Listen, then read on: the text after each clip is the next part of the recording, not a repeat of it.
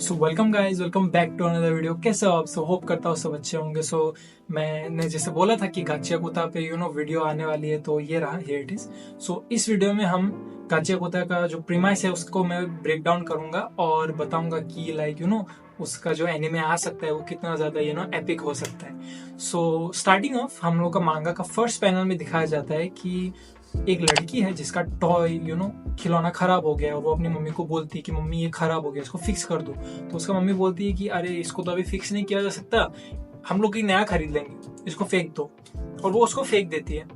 और उसके नेक्स्ट ही पैनल में दिखाया जाता है कि एक बच्चा, एक किड उधर जहाँ पे कचरा गिरा होता है, ट्रैश वगैरह, उधर से वो चीजों को ले रहा है। तो उस फैसिलिटी का बंदा पीछे से आके उसको बोलता है कि अरे तुम ये क्या कर रहे हो, तुम ट्रैश वेंडल हो, उसको पकड़ो, फिर से आ गया, वैसा करके। एंड फिर ट्रैश वेंडल बेसिकली जो ट्रैश वगैरह लेता है, वैसा मान सकते हो। तो फिर वो लोग, बहुत सारी फैसिलिटी के लोग उसको पकड़ने के लिए भागते हैं आवाज सुन के, और फिर वो भागता है। और जब वो उनको एस्केप करता है, उनसे छूट जाता है, फिर भाग के उसको दिखाया जाता है उसका शक्ल, और वो बोलता है कि I am not a trash vandal, you shit heads, ऐसा करके। और ये हमारा मेन कैरेक्टर है जिसका नाम है रूदो, जो ये जो ट्रैश वगैरह कलेक्ट करता है। और ये जिस वर्ल्ड में सेट है ना, इस वर्ल्ड का बेसिक प्रेमाइस मैं बताता हूँ कि एक होता है ना वेल्दी और पोवर्टी, जो गरीब होता है और जो अमीर होता है, just like real world. But इस वर्ल्ड में टेक्निकली डिफरेंस कुछ नहीं है, बट बेसिकली इस स्टोरी में ऐसा है कि गरीब लोगों को अमीर लोग बहुत नीचे नजरिए से देखते हैं, इंसान ही नहीं मानते, वैसा टाइप। अभी ऐसा तुम रियल वर्ल्ड में भी देख सकते हो, बट फिर भी तो ऐसा करके लोग उनको छी थू वैसा करके फिर से आ गए ये लोग, वैसा टाइप का ट्रीट करते हैं लोगों को, जो लोग की देखने में साफ नहीं होते, वेल्दी लोगों की तरह नहीं होते, फिर गरीब होते हैं। क्योंकि गरीब लोगों का एक अलग एक एरिया है जहाँ पे वो लोग रहते हैं, और जहाँ पे अमीर लोग एक अलग जगह में रहते हैं। दोनों का अलग अलग है, कम्युनिटी है। तो कोई भी एक दूसरे के जगह पे जाएगा तो ऐसा रिएक्शन करता ही होगा लोग। और हम लोग को दिखाया जाता है कि रूदो ऐसे वो जो इंसान बोल रहा था फैसिलिटी का कि ये फिर से आ गया, रूदो बेसिकली ये सब कलेक्ट करता रहता है, वो उन लोगों को रिपेयर करता है, क्योंकि उनके लिए ये सब महत्वपूर्ण चीजें है। ये सब फालतू चीजें नहीं है कि फेंक दो ट्रैश। ये चीजें कभी हमें ये सिखाती है कि कोई भी चीज पुरानी हो जाए तो हमें उसको वैल्यू नहीं भूलनी चाहिए, उसको जैसे भी हो हमें अपने पास रखनी चाहिए संभाल के। तो रूदो ऐसा करके उस चीज को फिक्स करने का ट्राई करता है। और फिर हम लोग को एक फीमेल कैरेक्टर दिखाई जाती है जिसका नाम है चीवा, और वो रूदो की फ्रेंड काइंड ऑफ है।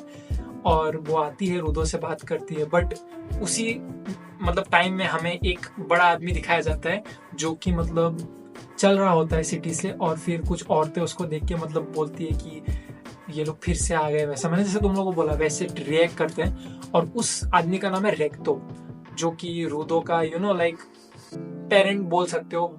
रूदो का कोई पेरेंट नहीं है, बट ये इंसान ने शायद इसको अडॉप्ट किया था, वैसा टाइप। तुम मान सकते हो कि फादर टाइप फिगर है। तो फिर चीवा के साथ रूदो इतना सब कुछ बात करता रहता है। फिर चीवा की मॉम आके उसको ले जाती है, और फिर रूदो जाता है अपने घर, और तभी हमें जो रेक्तो के साथ उसका कॉन्वर्सेशन होता है, पता चलता है कि वो लोग बहुत फ्रेंडली टाइप है, और रूदो का ओरिजिनल फादर नहीं है, जैसे कि मैंने बोला। और रेक्तो बोलता है रूदो को कि जल्दी प्रपोज कर दे भाई, वरना तो किसी और के साथ चली जाएगी, समझ ले। तो ऐसा करके बोलता है वो। और फिर रूदो बोलता है कि इतना ईजी नहीं है, ब्लश वगैरह करता है। बट फिर रेक्तो की बातें सुन सुन के वो सोचता है कि शायद बोलना चाहिए। और ऊपर से मुझे तो पहले सीक्वेंस से पता था कि रूदो चीवा को लाइक करता होगा, क्योंकि ये तो होना ही था ना क्योंकि हर एनिमे में तो ऐसा ही होता है। बट फिर भी ऐसा करके वो लोग वो डिस्कशन करते हैं। फिर हम लोग को दिखाया जाता है कि रूदो का जो हाथ है, उसके हाथों पे बहुत ऐसे जले हुए अजीब से पैटर्न्स बने हुए हैं। और वो बोलता है कि थैंक्स टू माय पेरेंट्स करके। तो उसका बैक स्टोरी के बारे में हम लोग को थोड़ा सा हिंट मिलता है, बट अभी स्टार्टिंग में दिखाया नहीं जाता। एंड फिर रूदो इतना रेक्तो का की सुनने के बाद वो जाता है हिम्मत करके कि जाऊंगा मैं। और तभी हम लोग को पता चला है कि वो लोग बेसिकली एक डंप साइट है उधर, एबिस करके। ये वो एनिमे की बात नहीं कर रहा हूँ एबिस की, मैं वो जिस जगह पे वो लोकेशन है उसकी बात कर रहा हूँ। तो उस जगह में क्या होता है ना, जैसे कचरा वगैरह होता है, ट्रैश, वो एबिस में फेंक दिया जाता है।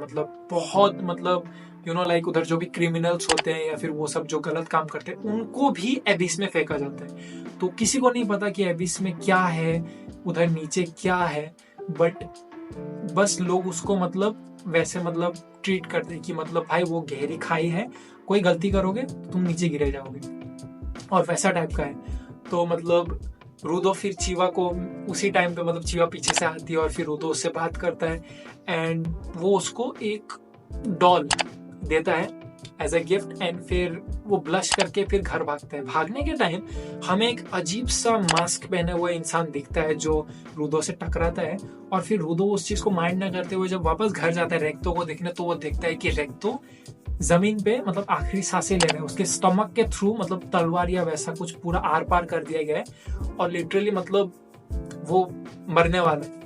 एंड फिर वो जब रूदो रेक्तो के पास जाता है तो रेक्तो बोलता है कि जल्दी यहाँ से भाग जाओ, इस शिटी वर्ल्ड को तुम्हें चेंज करना होगा, ऐसा करके बोलता है। पर तभी जब वो बोलता है पीछे से पुलिस आ जाती है, वहां की पेट्रोल, और रूदो को एज अ क्रिमिनल वो लोग अरेस्ट कर लेते हैं। और फिर जैसे कि मैंने तुम लोगों को बोला क्रिमिनल्स के साथ क्या होता है, तो बट सबसे ज्यादा हार्ट ब्रेकिंग चीज ये है जब चीवा भी उधर प्रेजेंट होती है, और जैसे कि ये सब सच नहीं है बट उसके कपड़ों में तो खून लगा हुआ था रेक्तो का, तो सब लोग उसको क्रिमिनल मारते कि इसने इसको मार दिया जान से, एंड क्रिमिनल ट्रीट करते हैं। एंड चीवा को जब रूदो देखता है तो वो देखता है कि चीवा भी उसको एक मतलब नो डिस्कस्टिंग नजर से देख रही है, और वो चीज उसको बहुत हर्ट करती है। और वो अपने जब देखता है सारे लोगों को कैसे वो लोग छी थू ऐसा रिएक्ट कर रहे हैं, तो उसको मतलब रियलाइज होता है कि मतलब ये लोग भी सही नहीं है और मुझे ये सब बदलना होगा। पर जब तक वो ये सब चीज रियलाइज करता है उसको एबिस में फेंक दिया जाता है।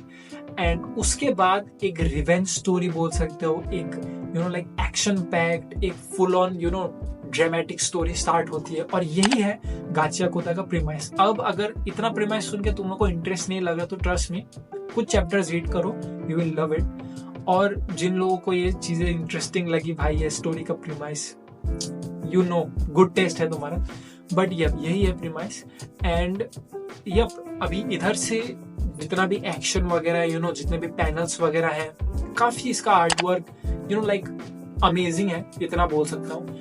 एंड अभी इसका एनिमे कैसे करेंगे ये लोग वो तो देखना पड़ेगा, बट ये स्टोरी बहुत ज्यादा मुझे पसंद है और मैं इसके चैप्टर्स रीड करता हूँ। लेटेस्ट चैप्टर शायद लेटेस्ट वाला नहीं किया बट लेटेस्ट से पहले वाला किया है मैंने।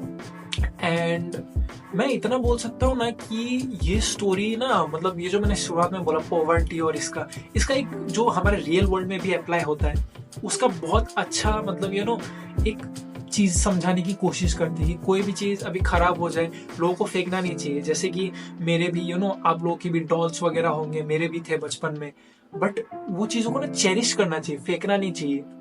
जैसे भी उनका हालत क्यों ना हो, एक तो उनका हालत खराब नहीं करना चाहिए द फर्स्ट प्लेस, और अगर कर दिया तो उसको फेंकना नहीं चाहिए, रखना चाहिए एज अ मेमोरी की इस चीज से मैं बचपन में खेला करता था। बट लोग उसको फेंक देते कि अरे ये तो गंदी हो गई, मतलब खराब हो गई, इसको फेंक देते। तो ये चीज बहुत अच्छे से इस स्टोरी में बताई गई है। एंड फैमिली वैल्यूज, फिर रिवेंज का जो पूरा एंगल है, एंड कैसे दुनिया वाले किस नजर से देखते हैं, अमीर गरीब को कैसे ट्रीट करते हैं, तो बहुत सारी चीजें इधर एक्सप्लेन की गई हैं जो कि तुम लोगों को पढ़ के बहुत अच्छा लगेगा। और कुछ चीज सीखने भी मिलते हैं, जैसे कि बहुत सारे मांगास लाइफ चेंजिंग होते हैं, एनिमे भी, वैसे ये मांगा में भी कुछ चीजें हैं जिसे तुम्हें मतलब चीजें समझने को मिलेंगी, बहुत सारी नॉलेजेबल चीजें, मॉरल्स एंड ये इतना सही है। मैंने जितना अच्छी तरह से एक्सप्लेन कर सकता था मैंने किया। ऑल्दो अभी भी अगर डाउट है तो भाई क्षमा चाहता हूँ मैं, बट इससे ज्यादा अच्छे से कैसे एक्सप्लेन होती है ना। बट ये मैंने बेसिक सा तुम लोगों को प्रीमाइस बता दिया। अब जैसे मैं डांडारन के टाइम किया था, इस टाइम पे भी कि ये पीक होने वाला है फिर से साकामोतो देश का कंपटीशन आने वाला है। मैंने साकामोतो देश के वीडियो में बोला था ना कि उसका कंपटीशन ये हो सकता है, प्रोबेबली होने वाला है। तो मुझे लगता है कि अगर अच्छे से एनिमेट कर दिया ना तो काफी मैं इम्प्रेस होने वाला हूँ, क्योंकि साकामोतो देश मुझे पसंद है बट गाचियाकुता उससे ज्यादा पसंद है। तो ये अगर एनिमेट हो गई तो भाई नेक्स्ट लेवल हो जाएगा। एंड अभी 2 और वीडियोस तुम लोगों के लिए स्टोर पे है जो कि मैं जल्दी अपलोड करूंगा, तो hope you stay tune for that. And yup, I see you guys in next one.